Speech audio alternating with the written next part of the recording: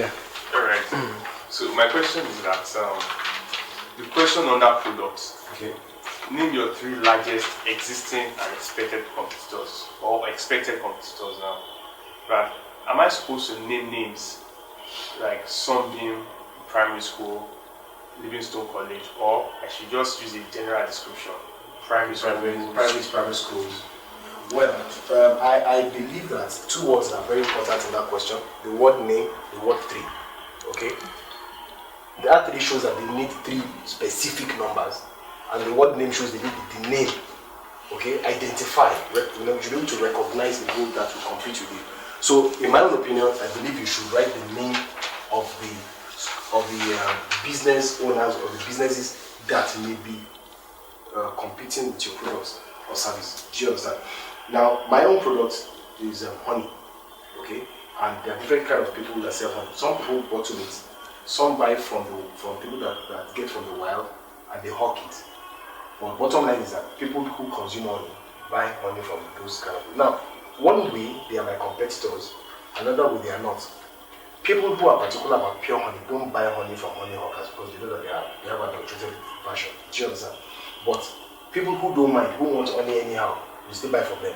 So anybody that buys something that should have been bought from me, do you understand, is a competitor. So I wrote local honey traders or hawkers.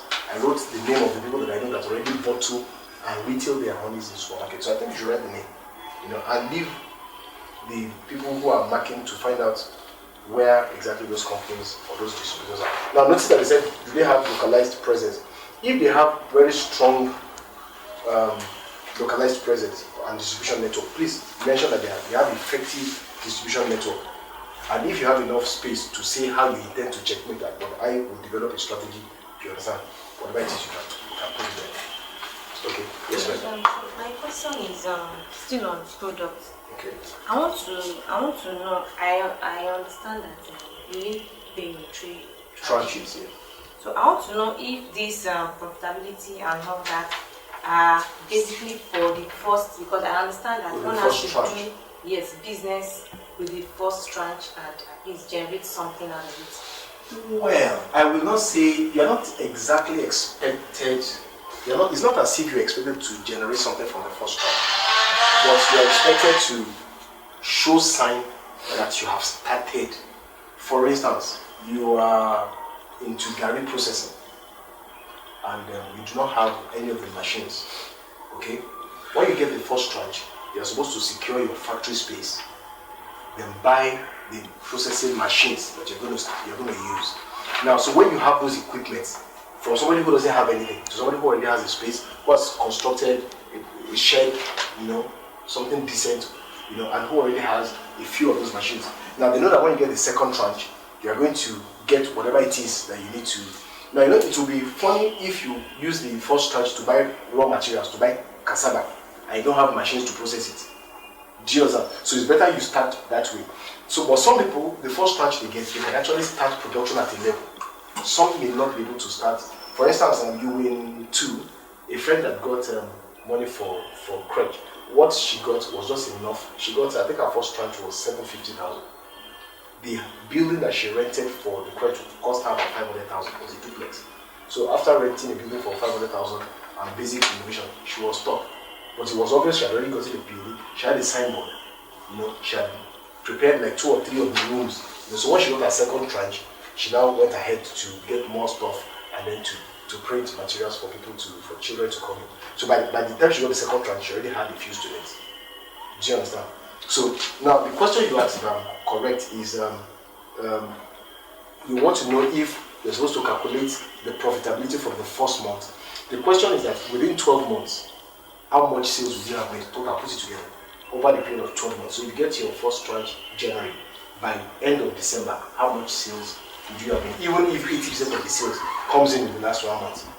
Do you understand? How much sales are you going to make over 12 months? That's the question. Yes, sir. I'm talking about the product. Okay. Say describe the material you need to create your product or services. Now, are these materials readily available? Now, what if these materials are not available? It means your business is not sustainable.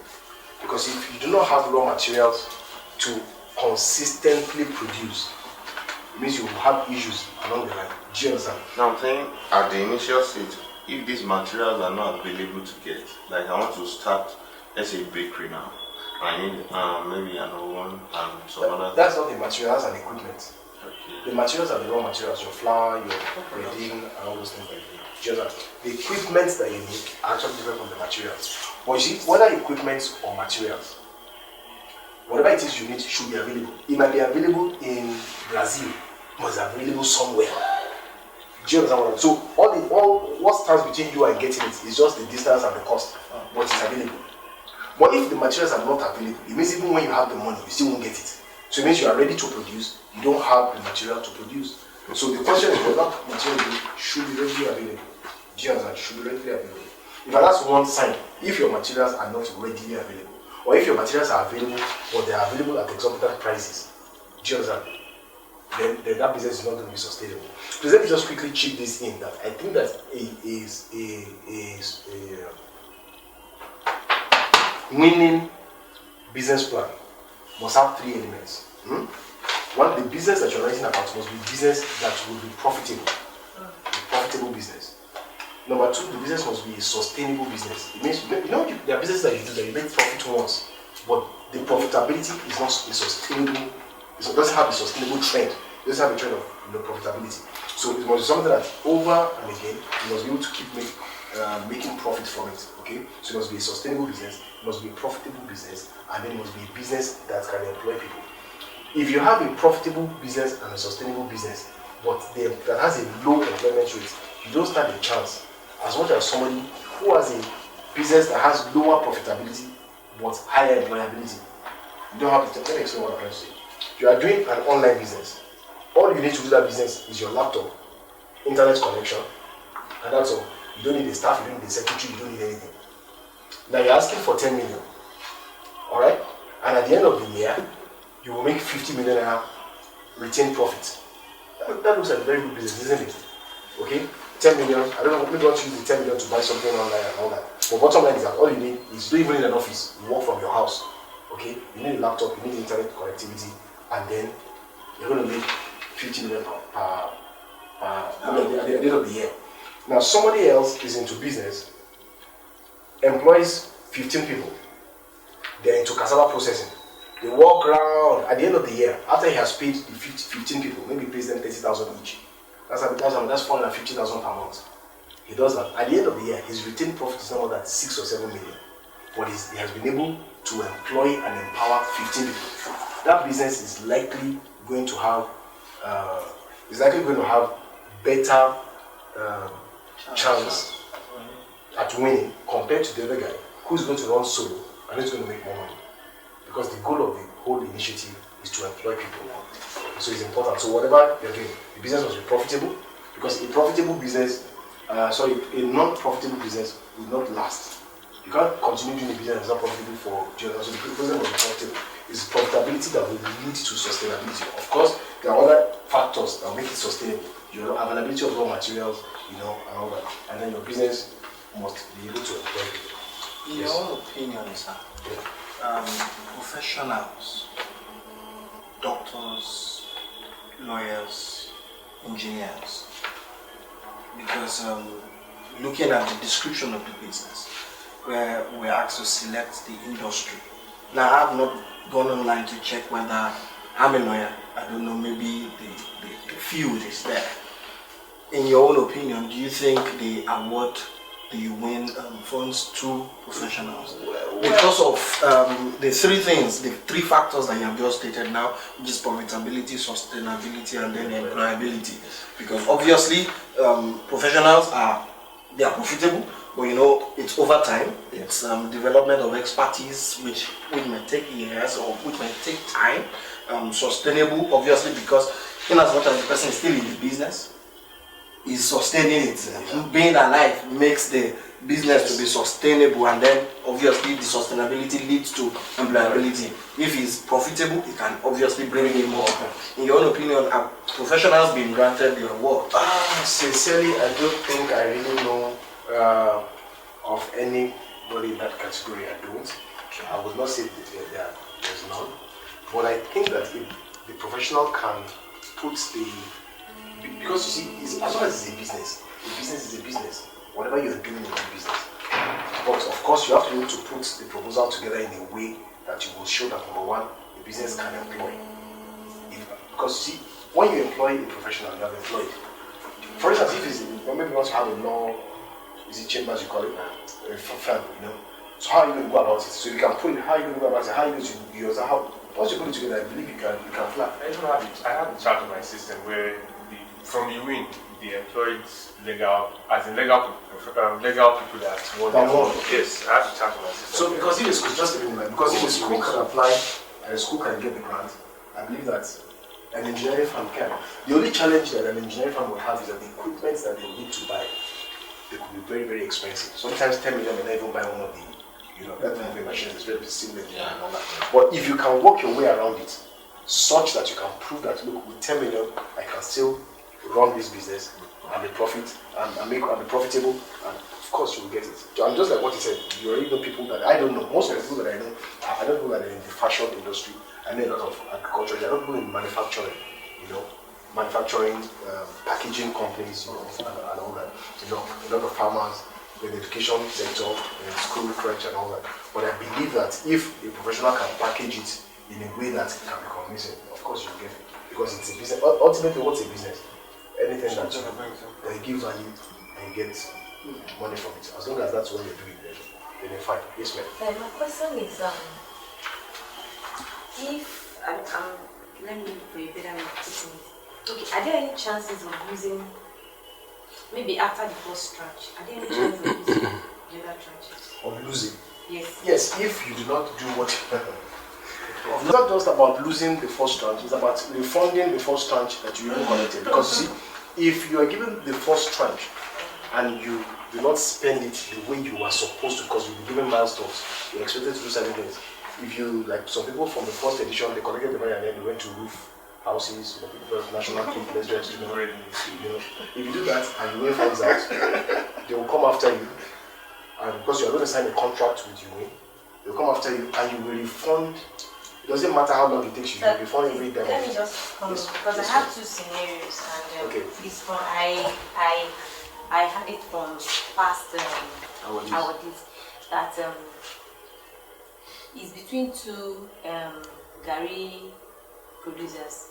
The first person bought the materials and bought the cassavas and go to other people's name to produce, and she was able to sell and make profit from the first tranche. Okay. Maybe she got a space already and used the rest of the money to buy raw materials and make something out of it. And the second person didn't buy any raw materials. She just went straight into building and put, I think probably she was able to get some equipment, I'm not sure now.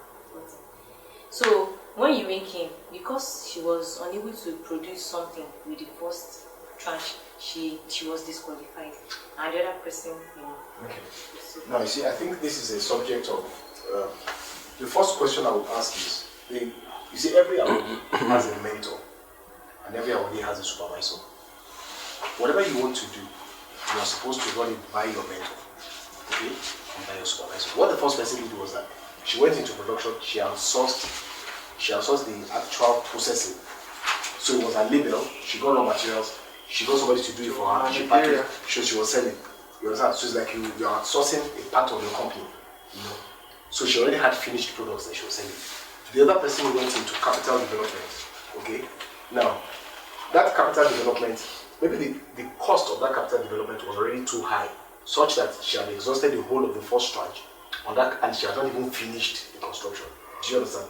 Now, if she had discussed with her supervisors, they would have advised her appropriately. Do you understand? They would have told her, look, you cannot do this. Because you see, every awardee has, they give you milestones. What I mean by those milestones is that, okay, from this first tranche, this and this is what we expect that you achieve. Now, I do not know what is in your milestone, but I know what is in my own milestone. If I'm supposed to employ 8 people in my first milestone, for instance, for the YouWiN 2, the milestone I was given to my wife was that she was to employ 6 people within the first 3 months, and that she was to impute the 1 million that we said we were going to bring into the business. She was to put the 1 million into the business within that 3 months. Once she had done that, because of the nature of the business, once she had done that, it's a service-related business, So within 1 month, we were able to hit the milestone because we had workers initially. It was to increase the workforce to 6, which we were able to do within a month. Do you understand? The 1 million that we were supposed to add to it, we were able to do that within a month as well. Do you understand? So we had hit the milestone. But for somebody who is into garri production, for instance, if the milestone is that she must have products to show, then she didn't have to build the structure. Do you understand? Depending on the milestone that she was in. But remember that the person who has sourced the production of the garri won't have much staff. I believe you know that. She won't have much staff. Maybe she will only have a procurement officer, somebody who gets the cassava, the raw cassava. Do you understand? So if her milestones were to employ 5 people, she will be disqualified as well because she doesn't have, except she can justify how she can employ 5 people outsourcing production. So I believe that this is as unique as each person's business is. The discussion should be made with the mentor and with the supervisor so that you know exactly what your milestone is and then you can work with that. Do you understand? Mentor and supervisor comes at the stage when the of course when you qualify and you have scaled through the application, you send your contract, you have a mentor, you have a supervisor, you understand? And then you're supposed to work. Whatever you're in execution, some of the things that you wrote might change, but you're supposed to carry your mentor along, you're supposed to carry your supervisor along. Like, okay, look, as I said, I wrote this was about a year ago. This was my projection. But the reality right now is that I have to make this decision. So because it's your supervisor who will rate you for payment. If your supervisor believes that you've not spent the money the way you're supposed to spend, he or she will not recommend you. If you're not recommended, you won't get the money. It's as simple as that. But if the person that is to recommend you understands why you did what you did, just because you carried him or her along, I think you won't have much in terms of problems. I think we should actually be concerned about getting to that point where you actually have a mentor. Before you I want to ask a question, sir. Okay. And it's going to be personal. So I want you to describe how, under management, describe the benefits you and your proposed staff will bring to the business, including expertise, track record in the industry, and management experience. Now, I have 50 words to describe this. To answer this question, 50 words. I've tried several times. If I'm employing 8 people, how am I going to describe? In fact, describing myself alone, I use 50 words. If you pay me my usual fee, I'll tell you exactly.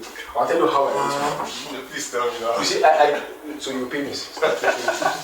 No, I think it's simple. I believe everything is simple, actually. I always say it's simple. I think it's simple. Let me tell you what I did. I applied for honey production, just like I said, and I'm an agronomist. I studied agronomy in school.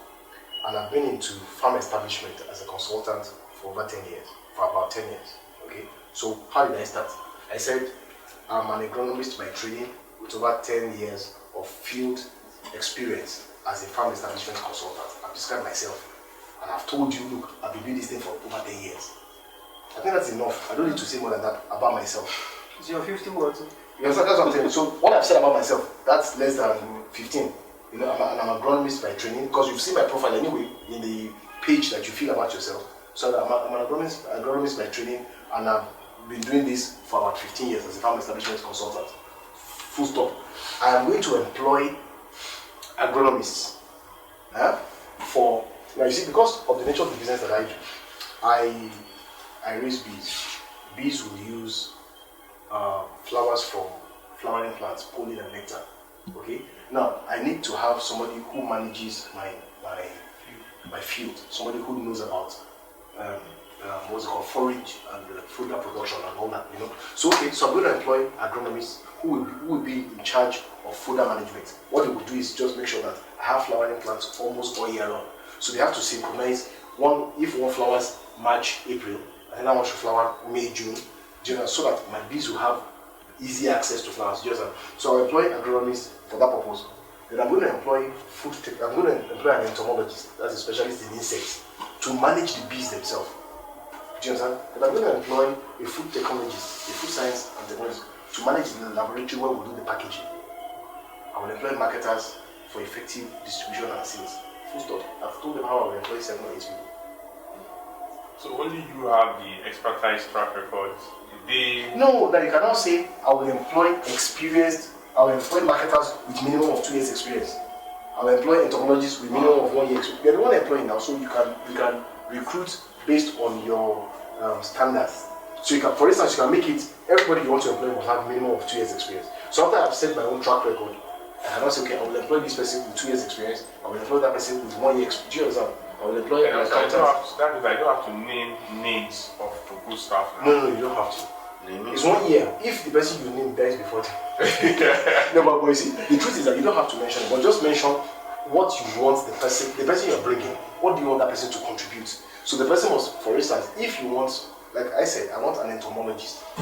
So I must be able to say, this entomologist must have 2 years experience in apiculture. Do you understand? This person must have 1 year experience in so thing. That way, it will show that the person I'm bringing is not a novice. Do you understand? So that's how I think you can answer that. 50 words. They want to, just like I said earlier, write it out as long as it is, and then try to now, I think we did that when we were in secondary school. They call it, what do you call it? No. So I think it's summary. Yeah. You have an essay that is long, and then you're supposed to compress.